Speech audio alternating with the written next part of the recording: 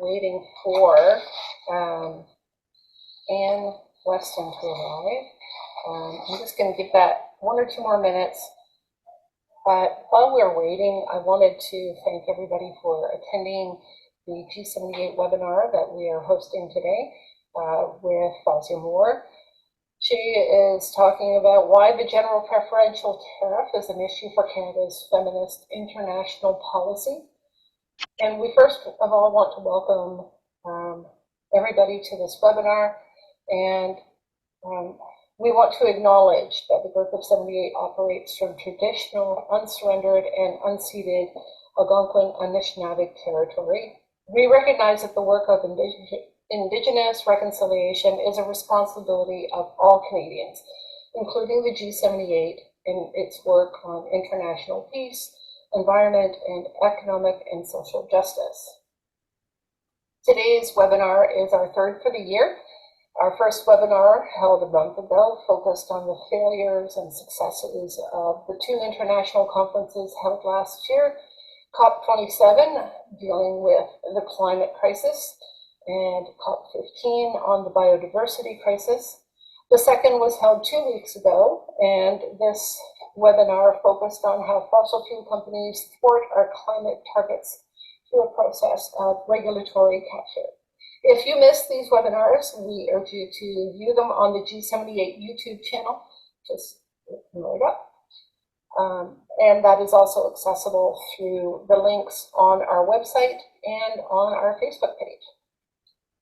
The Group of 78's mission is to discuss and promote a progressive foreign policy in the cause of peace, justice, and environmental sustainability. However, we have not given much scope recently to the trade policy, for good or ill, in reaching these objectives. When Fauzya Moore raised the issue of examining Canada's trade policy through a feminist lens, we felt it was an opportunity not to be missed, especially in light of the International Women's History Month coming up in just a week. So Fauzya Moore is an Ottawa-based consultant and writer. She has worked as a senior economic advisor at the various iterations of Global Affairs Canada, and also as a senior advisor on governance at the Treasury Board of Canada. A graduate of the Harvard Kennedy School in 2009, as well as a Fulbright Scholar and Fellow of the Ash Center for Governance and Innovation. Fauzya has worked in both the developed and developing world and is author of numerous reports and publications. Our moderator, who we hope arrives fairly shortly, is Ann Weston, and works in the Education and Science program at Canada's International Development Research Centre. Her work focuses on strengthening the capacity of low and middle income countries to fund, manage, and use research for development tailored to national and regional priorities. Before joining IDRC in 2010, Ann was Vice President and Research Coordinator at the North-South Institute in Ottawa, as well as the Institute's resident expert on trade policies. She previously worked at the Overseas Development Institute and the Commonwealth Secretariat in London, UK. Weston holds an MSc in Economics from the School of Oriental and African Studies at the University of London in the UK. So please join me in welcoming Fauzya. Thank you. Let's start. All right. Can I have screen share? You can go right ahead and do that. I've already given you co-host privileges, so you can do whatever you like. Okay, can you see my slides? It always takes just a moment or two. So again, press the screen share button. Already done that. And do you have your PowerPoint up? I do. Okay, and you should air. I think you may have to do this. Okay, all right, I will do this. All right. So, hello everybody. Oops. My thanks to the Group of 78 and to Roy, Ann and Maud for hosting this talk today. And my thanks also to the people who worked on this slide presentation over various years, Abigail Tremblay, Paul Zapperza, and Fabienne Leclerc. The data I've taken from the presentation is taken from a survey of 155,480 tariff lines. Basically the trade of 17 developing countries with Canada over a 5-year period, 2013 to 2017. The data holds good because the disruptions of COVID-19 actually impacted trade to the extent that LDCs, which in 2017 exported about $4 billion worth of trade to Canada in the intervening period, now export just $3 billion. We expect that to increase. The data is also based on a trade-weighted study. That means we did not look at items that are not coming into Canada because of tariffs. And I won't go through the list of 17 countries because that's a lot. Okay, slide 2.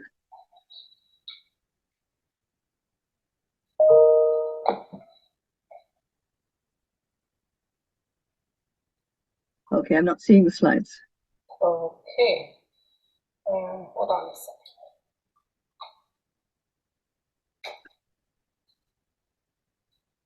All right. Just a moment here. Sure. I'm trying to see if any of our folks are here.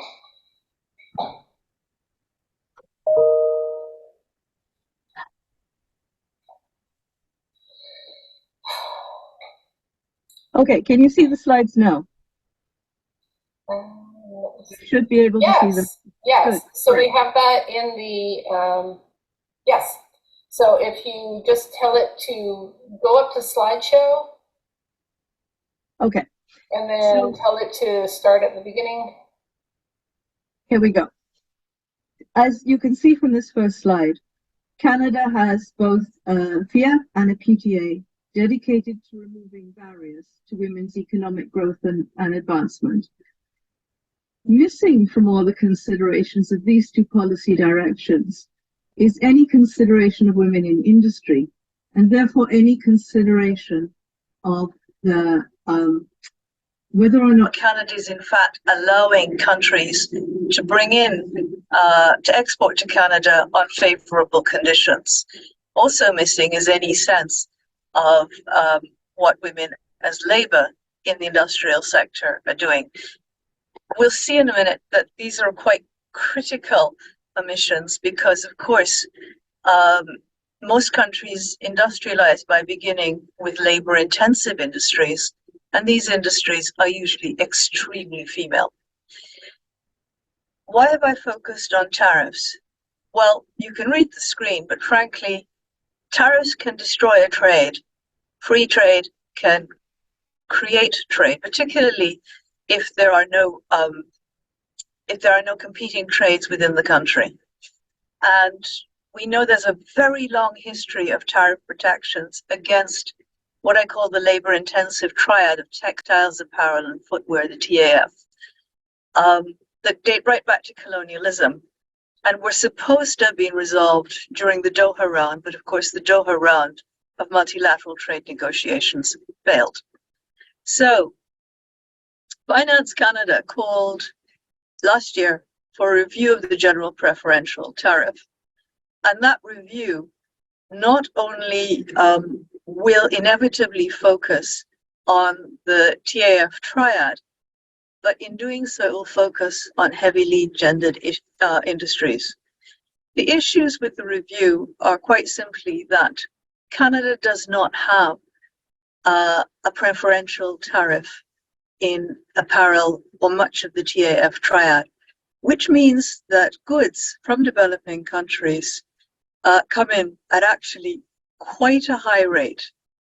I'll come back to the proposals. You can see here that under Canada's least developed country tariff, Bangladesh and the 47 LDCs have highly preferential access. 2%, 1%, 2% trade coming in. And the trade I've listed there, the HS categories, are in fact apparel. Spin-offs from apparel, which includes things like linens, dish glass, curtains, and footwear, HS64.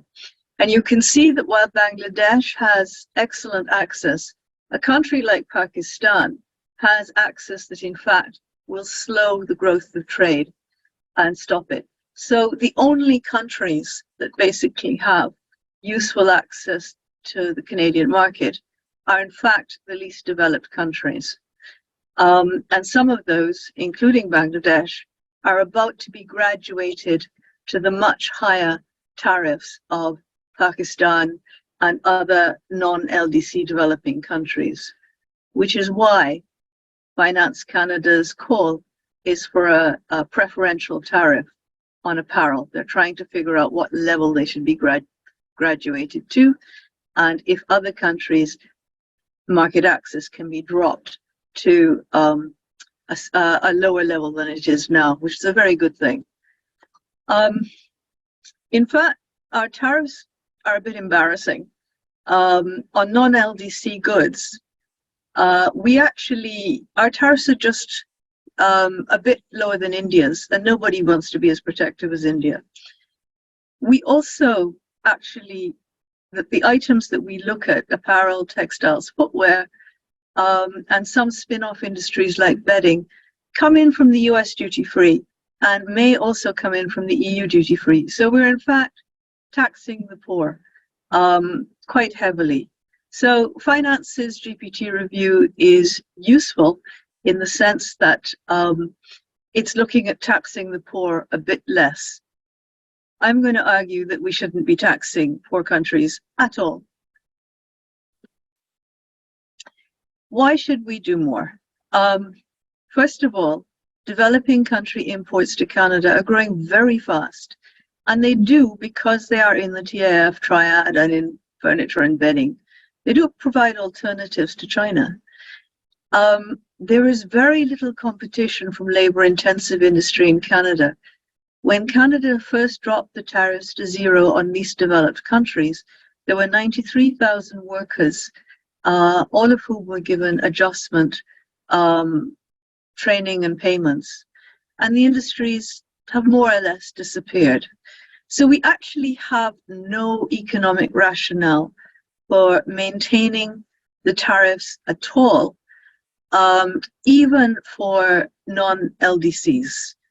And while some LDCs are now about to be graduated to higher tariff levels, Canada actually has the authority to modify for domestic purposes, to simply agree to graduate, but then to grandfather the treatment, the duty-free treatment for LDCs, even though they are graduated to a higher category. That is in our sovereign right, and in this case, I think we ought to exercise it. And this is just some data that shows just how quickly developing country exports to Canada are growing. We're assuming all along that we don't have very many imports from the developing world. Well, that's changing and changing fast. The data in blue is from 1988, and you can see in 2017, I'm sorry the slides are so small, but you can see a whole pile of countries are ramping up exports to us, and none of these countries is China, or South Korea for that matter. So you've got places like Peru, Bangladesh, Egypt, Pakistan, Honduras, Ethiopia. The other point about these exports is that apparel features very, very heavily in them. If you look at the slide on the right hand, you can see just how heavily apparel features in the list of industrial exports to Canada. For many of those who, on the slide on the left hand actually shows that many of those who export non-industrial goods, they're in fact exporting food or raw materials. So apparel really is playing very high in the list of imports, as footwear probably only from Vietnam but certainly textiles also coming in quite high. We had in 2003 excellent progress, excellent results from a tariff liberalization that dropped the tariffs against the least developed countries. And what we want to see is that kind of performance from other countries, not just the LDCs, but also from other poor countries, strategically sensitive countries like Pakistan, vulnerable countries, Guatemala, and countries that really could use the help in economic growth to maintain stability. And this is just a slide showing that what happened in 2003. We can come back to that if you want. So take a look at the middle column, sorry, and you'll see just how quickly some countries' exports grew after liberalization.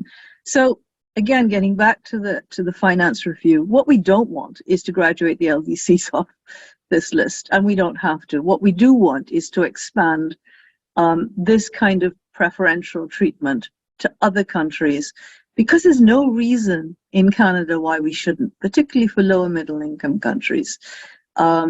Growth is a good thing. Growth all around is a good thing. We have got essentially colonial era tariffs on the main trade from many developing countries coming into Canada, and we actually don't need to have them. So there you go. The other issue, and the main issue with growth of industrial exports is unfortunately that it comes with the exploitation of women. And if you look at that at the right-hand chart, what you can see there is not just the labor costs on a $14 t-shirt, and this was done by McLean's back in 2013 after the Rana Plaza tragedy. But you can also see that less than a third of the actual price of the good is retained in the country where it comes from. Everything else is marketing and retail, and that is retained externally. So you've got a lot of issues in the industrial sector that pertain to women workers. The apparel industry is hugely gendered, highest employer of women in Asia, 65 million women. And in fact, women in general tend to work in sectors that have heavy trade protections on them. The other sector, of course, is agriculture. Tariffs are not the only issues. The GBC profit motive is an issue and can be a problem, but getting tariffs to zero can help, particularly if it is accompanied by some quid pro quo on labor standards and on wages. Okay, I'm not going to read through this slide. It basically says we need to pay far more attention to female labor than we are doing. One of the issues that Bangladesh is facing, and Bangladesh is the main candidate for graduation, is that its poverty reduction gains from the growth of this sector can be very easily reversed. A lot of people working in the sector are simply vulnerable to poverty, and none other than the World Bank has actually come out and said that. The other thing that you do is, with particularly low wages, is you don't really help the internal market very much. And you can see in Bangladesh that consumption actually has either remained static or has gone down. So you're not getting the growth of a healthy internal market because of the extremely low wages paid to women. And in fact, that 2019 World Bank report also predicted that a single shock would throw a lot of people back into poverty. And the Asian Development Global Aid for Trade report recently said that COVID-19 was the single shock that threw people back into poverty. So there you go. Houston, we have a problem. So what have we done? And the answer is not very much. We've had growth in apparel in the TAF triad entering Canada since 2003 in a very lively way. But looking at the project browser, there's not a lot of big engagement in the TAF triad. In fact, the first one was the contributions made after the collapse of Rana Plaza, which killed 1,132 workers, most of them young women.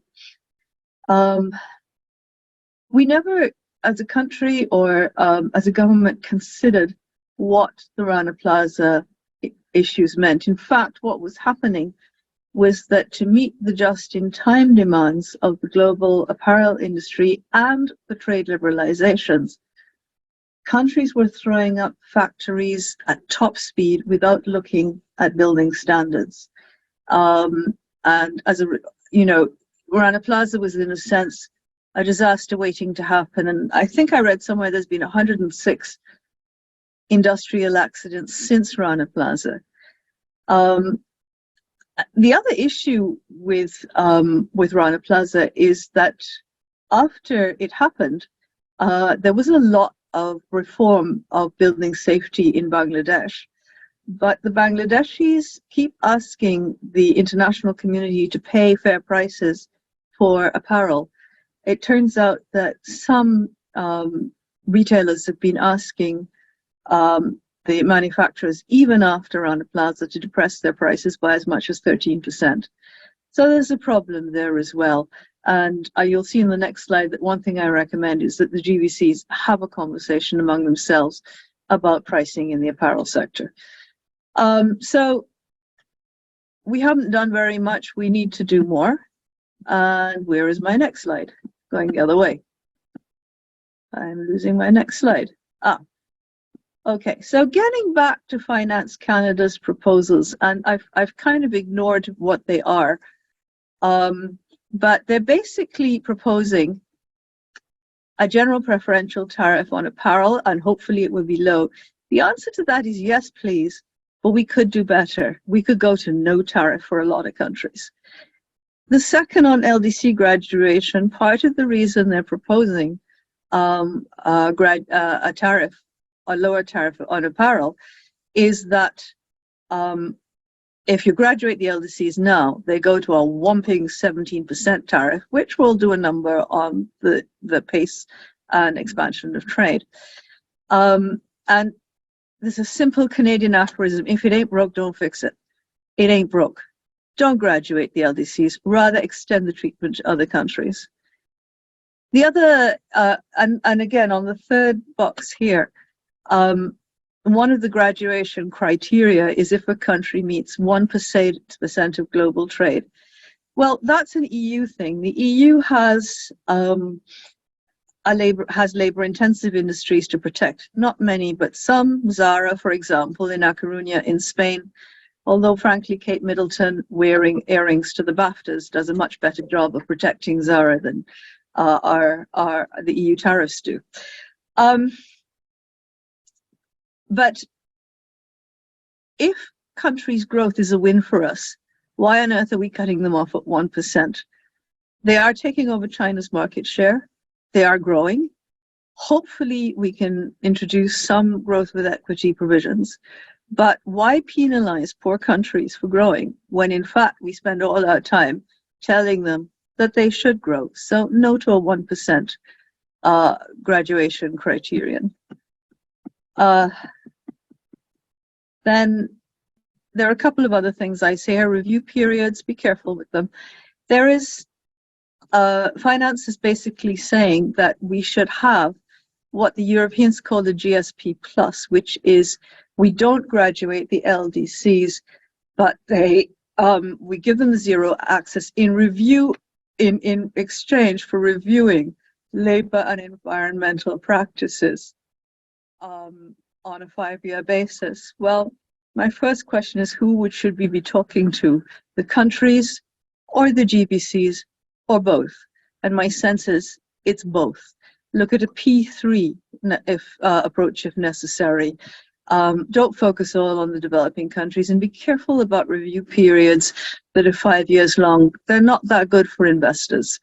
You want to figure out a way, if you're going to review it so that you don't shake investment in the country. And finally, we should go for a free trade in the TAF triad in as many countries as possible. If there are sensitive areas, we can deal with them strategically. We can put a tariff on a tariff line. We don't have to put tariffs on an entire sector because we have one industry that may have a problem. And that's something that we could usefully do. This is something that, again, I think we haven't considered, is that there are much wider issues now than just a tariff review, and this GPT review falls right in the middle of them. There are a lot of concerns in Asia over graduation, and interestingly enough, at least from the Asian Development Bank's Global Aid for Trade Review, RCEP is seen as the more promising option for addressing them than the CPTPP. China's tariffs are already quite low, at least on apparel, and FTAs with countries with a lot of inequality between them are not necessarily the way to go. They can increase rather than reduce inequality, as the Asian Development Bank has also said recently. We need to diversify our imports away from China, so do it. I mean, treat them nicely. And the last question is, we haven't seen a lot of uptake from African LDCs, who apparently, some of whom don't seem to know that the market access exists. Now, in a situation where we're in a beauty contest with China over Africa and Latin America, then tariff reduction is a win for us because it's a win for them. Okay, and then finally, I think I've actually said most of this already. How to make it a GPT review consistent with Canada's international feminism. Take a hard look at the tariffs on the TAF triad. Frankly, you need a gender analysis of the Canadian tariff, and look at vulnerability as a criteria for eligibility, as well as LMIC graduation and, increased wealth. We need to get the ILO involved, and the ILO has been doing a lot of work on trade and gender. Really need a tripartite discussion, or actually a four-part discussion with retailers, labor, governments, and manufacturers on the situation of the apparel industry and what can be done to improve the circumstances of women. We do need an investigation of wages. This actually should not be as threatening as it first appears to anybody. We know, though, that Ethiopia has had tremendous problems with productivity because it's quite simply paying its female workers wages that are too low. The monthly wage for a female garment worker in Ethiopia is $26. It's, I think, about $200 for Bangladesh. It's about 1,700 for a garment worker in Brussels. So, I mean, the discrepancies are huge, and many garment workers don't get paid a living wage, which means they can't produce, and that's what we're seeing in the Ethiopian industry. And for Pete's sake, the development community needs to wake up and get involved in this thing. And programming around the decent work agenda should be a given, and also the criteria, the FIAP criteria. It's a tricky one to program in sectors where people are highly exploited, but it's been done, it is being done, and we need to think about how to do it. Now, and again, I'll forget the last slide because frankly, it'll take another 10 minutes to explain that one. But so last but not least, why is this urgent? Well, COVID-19 strikes again. A lot of the countries producing the TAF triad are heavily indebted now because of borrowing for social spending on COVID. They're expecting austerity, which could hit women's efforts to women's equality. And in all of that, growth with equity is urgently needed. I thank you.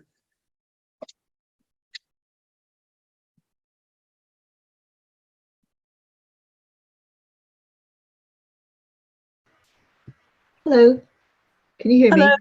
Yes. Hi, thanks, Fauzya.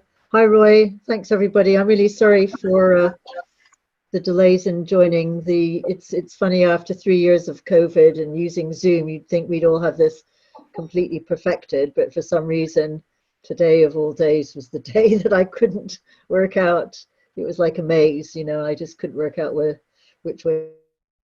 We're so glad that you could make it, though. Thank you so much, Ann, and thank you for joining us, Roy. So, Roy. Well, the same thing happened to me, Anne, so don't, the pain was spread around a bit. So anyway, Yes. here we both are. And I gather that, Mo, you introduced...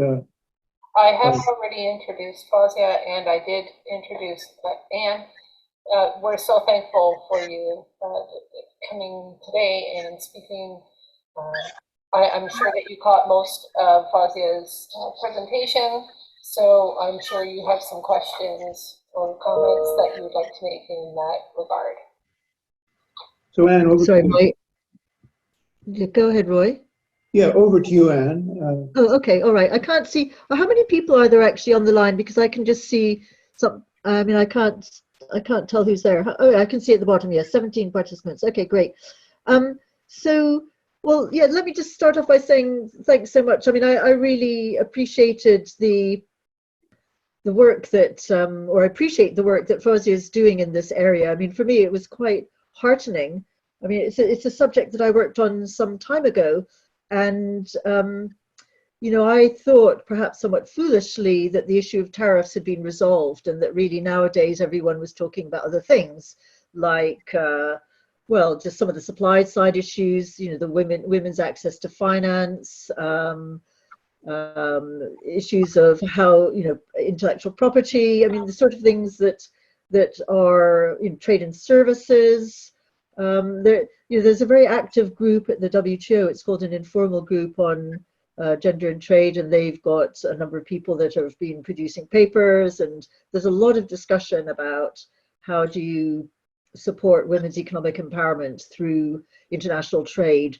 But a lot of it, I thought, did not focus on tariffs. So that was the first point I wanted to make. And then the second was the issue of the GPT. I mean, I remember some years ago turning up to a House of Commons committee meeting, I think, that was looking into the issue of the renewal of the GPT, and I was all prepared to explain why it was so important for Bangladesh and for you know, generation and you know, promotion of women's employment and so on, and only to find that in fact some of the manufacturers from the Canadian textile and apparel sector were themselves going to be arguing exactly the same point. It's that they were in favor of having zero tariffs because a lot of their production was sort of to meet short-term demand as opposed to the full supply of all different sorts of models. So basically, they mainly offshored, and so they also were interested in free trade, as far as I understood. So it was quite refreshing, in fact, then to be reminded that no,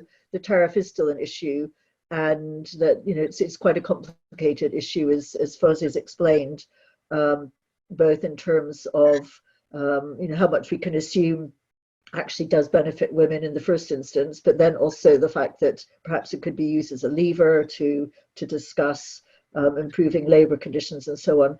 So anyway, I'm very pleased then that, you know, this continues to be an area where people who are interested in supporting women's economic empowerment, you know, can get involved.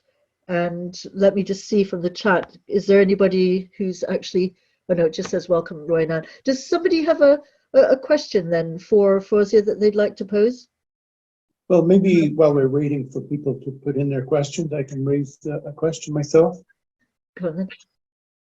Yeah, Fauzya, I'm so glad that you raised issues of labor standards and labor rights.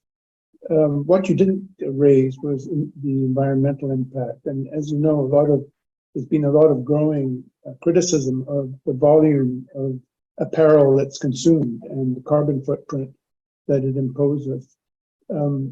Now, what's your response to that? How do we accommodate the needs of women in developing countries and growth to grow out of poverty on the one hand, with environmental constraints on the other? Well, a lot of growth is messy, first of all, and requires cleaning up if it happens. And we've not really paid any attention to the environmental aspect of that either, of growth. The second is that the circular economy has some answers for that, in the sense that we really do need to look at more clothing recycling than we are doing right now.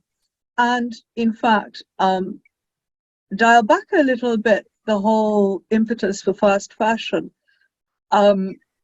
You know, I think in West Africa, they call them dead white man clothes. A lot of the stuff that we wear and throw away gets sent off to other countries where they depress the emergence of their own textile and apparel industries. But yes, you're absolutely right. I don't have any great answers for you. I noticed in Indonesia, which, by the way, despite having a very diverse export profile, also, I think apparel was before COVID, its highest value export to Canada, had a river where they had to send in the military to clean it out because the communities were becoming so ill from the pollution from textile dyes. And I wondered why there hadn't been an international effort to try to clean up that river. And it got to the point where the army had to get involved to save people's lives. So yes, it's a problem. Yes, we need more programming. Yes, we need to look harder at the circular economy. And one last thing on that, there's been a lot of questions as to whether that the labor-intensive apparel industries will last once technology takes hold of the sewing process. Well, two things. One, it's one of the hardest processes to automate. And second, the automation appears to require vast amounts of water, because in at least one plan to do this, you have to freeze the clothes with water, then stitch them, and then let the water go. So we're not going to see the end of environmental degradation because of clothing anytime soon. We might actually see it continue and increase if we try to automate that industry anymore. Thank you, Fauzya. I notice a question in the queue by Richard Armstrong. Okay, where are you seeing that? Is that in the Q&A? It's in the Q&A. We asked our attendees to look at the Q&A column. Yep. So is Richard, do you want to actually pose the question, or? No, Richard's written out his question. Okay, all right. Fauzya, can you read it? It says, with Fauzya's recommendations, who are our allies or entities that would support and who would oppose, and how can we overcome any objections to what you're proposing? I think that is, who are the key actors and what's in play? You know, that's a really good question. One of the places we want to take a look at is Australia, which appears to have quite a low tariff on apparel imports, and of course is in the middle, is a canary on the coal mine in the middle of the great Asian geopolitical confusion occurring now. In terms of the US and EU, we won't have allies there because they still have textile and apparel industries to protect.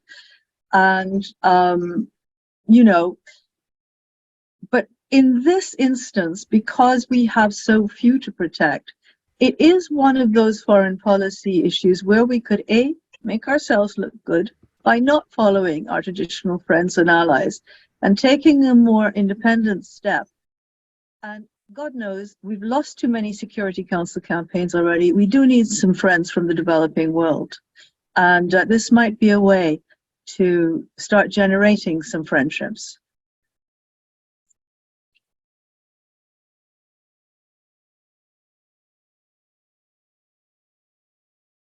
Anything else? Stunned silence on this end.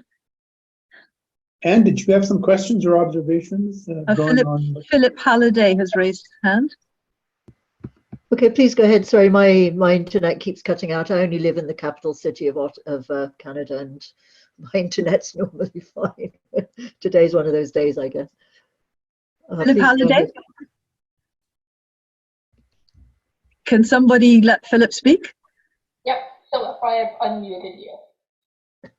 Good, thank you. Philip Halliday here, Global Affairs Canada. I work in the economic growth unit of our development stream. And I'm just curious to know, it was a fascinating presentation. Unfortunately, I did miss parts of it, but how important is the Canadian market, tariffs or otherwise, to really to the Pakistans, but also I guess to the Bangladeshis of this world? Do we prepare for this storm if everything goes as planned and Bangladesh does get graduated to a GPT and then suddenly gets walloped with a 17% tariff that it didn't otherwise have going into Canada? Do we have a kind of an assessment? What would happen to the trade routes? I'm just very curious of the whole picture. When I looked at this data some time ago, before COVID, Canada now absorbed about 3% of Bangladesh's exports. It looked like it absorbed 7% of Cambodia's, and Cambodia's not up for graduation. And let me see, who else did you ask me about? I forget. But why the volume of the trade, the value of the trade seems small to us because our terms of reference are always US, Canada, or US, EU. When you look at actually what we're importing from developing countries, we're starting to register as an importer. And so while in the case of Bangladesh, and I forget it's Nepal or who else is graduating, the big worry is the EU and the US, and the EU market in particular is a huge worry for them. The fact that we, the world's either 10th or 11th largest economy, is importing, we're importing a not insignificant amount of their trade, is something that we need to keep an eye on when we're determining where the tariffs go next. They're going to have, and this is an issue that's come up again in Asian official circles, they're worried about this graduation. They see RCEP as perhaps a better option than the CPTPP for addressing it. They're concerned that there are too many FTAs in the Asia-Pacific region, not all of which are actually delivering on the goods. So here we have a chance to, kill a geopolitical bird as well as a trade bird with one stone and say, okay, we don't graduate you. You keep coming into us. We're not as big as the EU, but we're friendly. And that in itself should be worth something. As Ann rightly said, the Canadian Manufacturers Association is reaching the point of real frustration with the tariffs because, they've gone ahead, they've been consulted by finance, they've been told, they've told finance, yes, please lower them. Yes, if you have to get a GPT in apparel, have a GPT in apparel. But there's a very clear sense that they don't actually understand why this is happening at all. Who makes tariff policy in Canada and on what basis? Because even under the CPTPP, which in theory drops tariffs to zero, the rules of origin are hard to manage. Under the LDCT, the rules of origin can be hard to manage. There's a lot of noise in the relationship between the importers and the exporters on tariffs and rules of origin. And I mean, the assumption seems to be that the government wants revenue, that's why the tariffs are still there.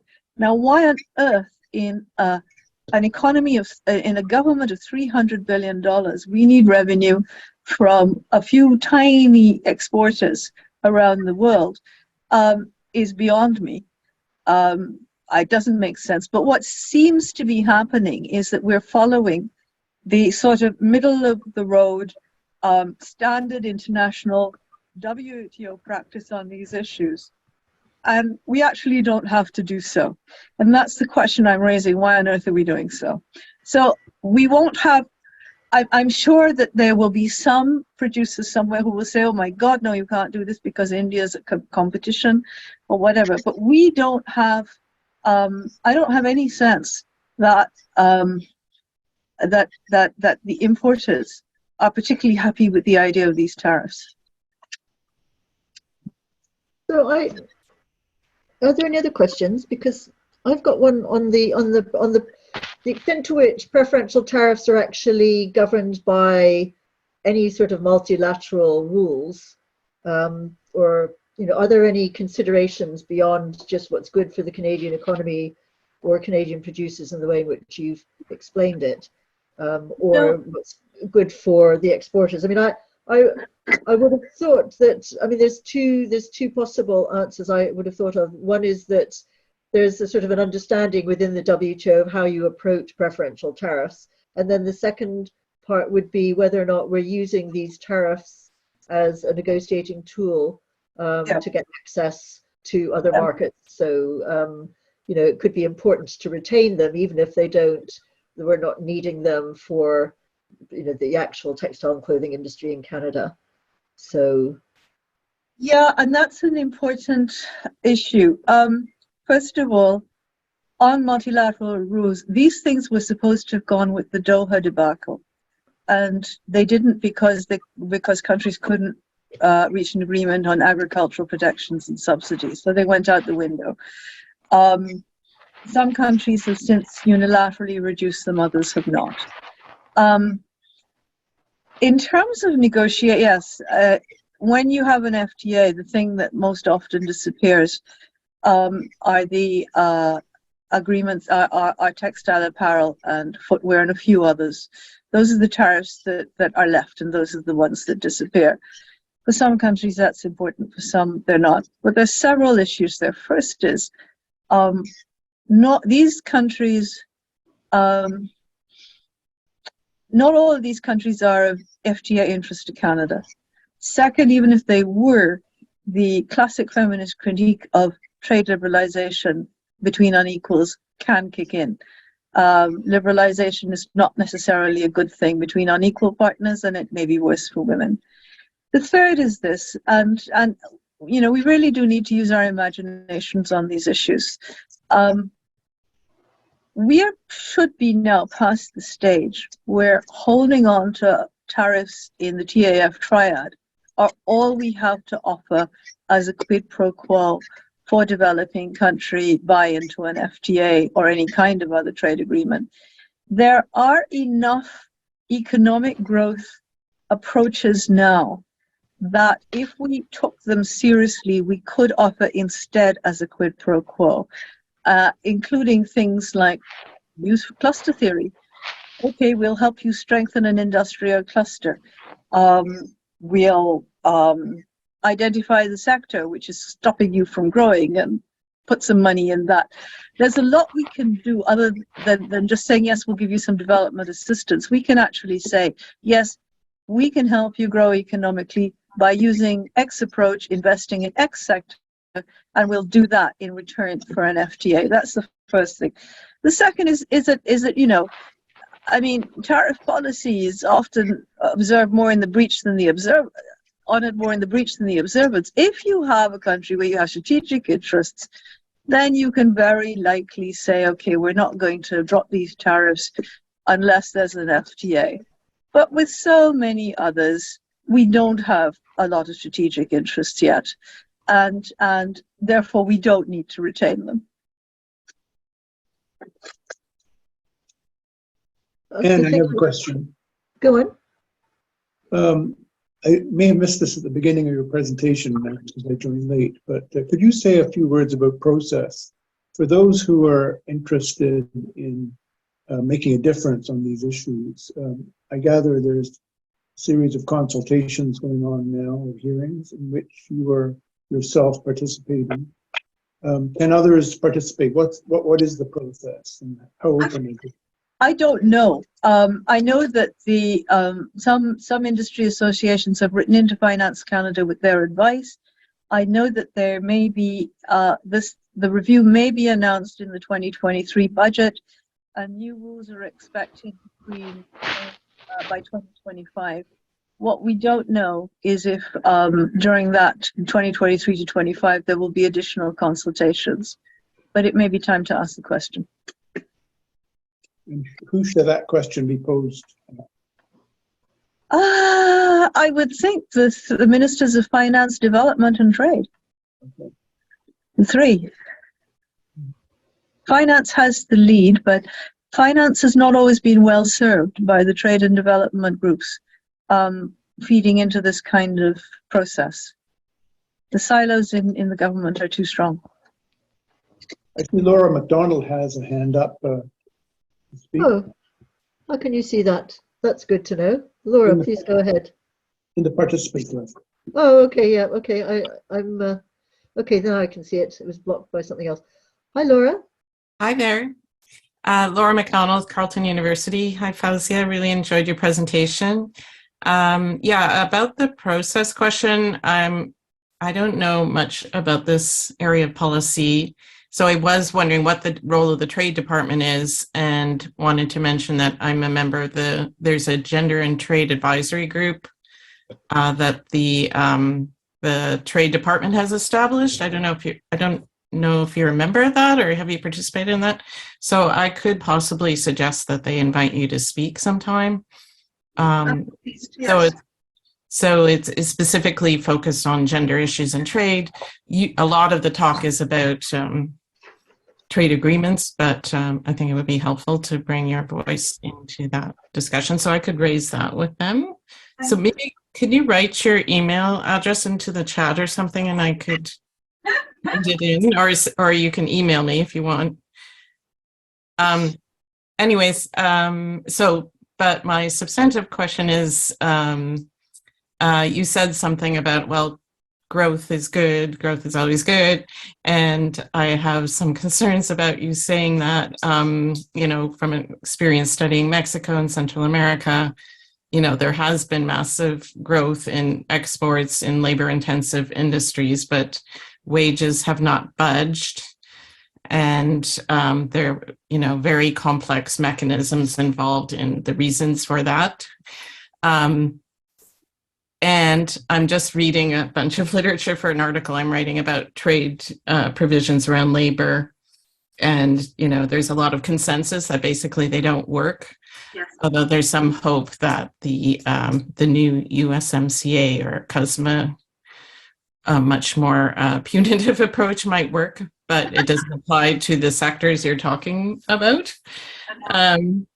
So I was wondering if you could talk about other approaches that you think have been shown to be effective in improving labor standards, especially for women workers in apparel or garment production. There are some, but I haven't studied them enough. It's sort of phase 2 of what I'm doing now.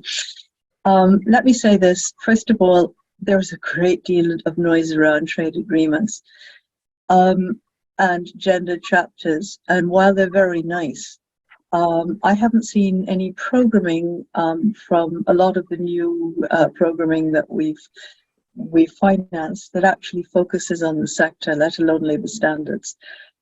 Peru, I have a question about Peru. They export gold and whatever to us, but to my surprise, at least in 2017, their highest industrial export was apparel. With all the training that we've done, have we actually ever focused on the apparel industry? I'm not sure. So the first thing we need to do is focus and know where we're supposed to be focusing.